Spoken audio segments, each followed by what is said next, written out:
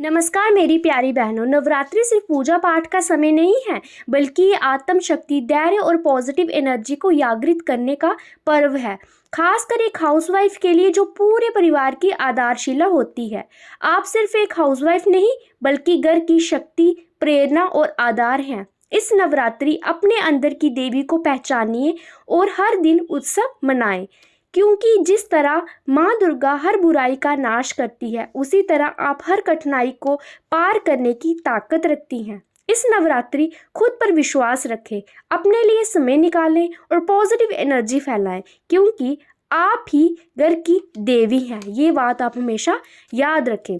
अगर आप यहाँ तक वीडियो देखते देखते पहुँच ही गए हैं, तो आगे आपके लिए बहुत अच्छे पॉजिटिव नवरात्रि में कैसे आप अपने आप को मोटिवेट कर रख सकती हैं, उसके लिए आसान से टिप्स हैं। सो स्किप मत कीजिएगा, वीडियो को अंत तक ज़रूर देखें। So let's start. पहला और सबसे ज़रूरी, खुद की शक्ति को पहचानें।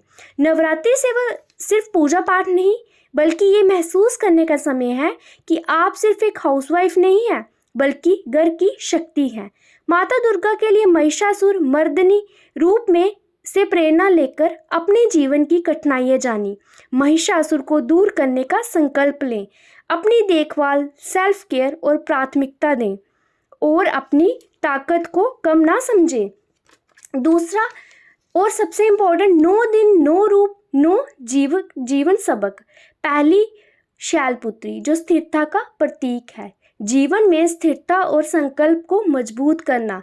दूसरी, ब्रह्मचारिणी ज्ञान का प्रतीक है, अपनी रुचियों या किसी नई विद्या को सीखने की शुरुआत करें। तीसरी, चंद्रघंटा शांति का प्रतीक है, तनावपूर्ण माहौल में भी आंतरिक शांति और पॉजिटिविटी को बनाए रखें। फोर्थ, कुष्मांडा रचनात्मकता का प्रतीक है, घर की सजावट या कला में कई रचनात्मकता लाएं। फिफ्थ, स्कंद माता करुणा का प्रतीक है, बच्चों के साथ संवाद बढ़ाएं और परिवार के लिए निस्वार्थ प्रेम केयर बढ़ाएं। छठी, कात्यायनी साहस का प्रतीक है, अपने और परिवार के लिए सही निर्णय लेने का साहस दिखाएं। सातवीं, कालरात्रि निडरता का प्रतीक है, डर और नेगेटिव थॉट्स पर विजय प्राप्त करें। आठवीं, महागौरी शुद्धता का प्रतीक है, अपने मन को क्षमा और पवित्रता से बढ़े। नौवीं, सिद्धिरात्रि आत्मनिर्भरता और समग्र विश्वास के लिए ज्ञान अर्जित करें। तीसरा, घर को पॉजिटिव एनर्जी का केंद्र बनाना। नवरात्रि के दौरान घर की साफ सफाई करें, ये मानसिक शुद्धि का प्रतीक है। सुबह जल्दी उठकर ध्यान और मंत्र जाप से मानसिक शांति लाएं।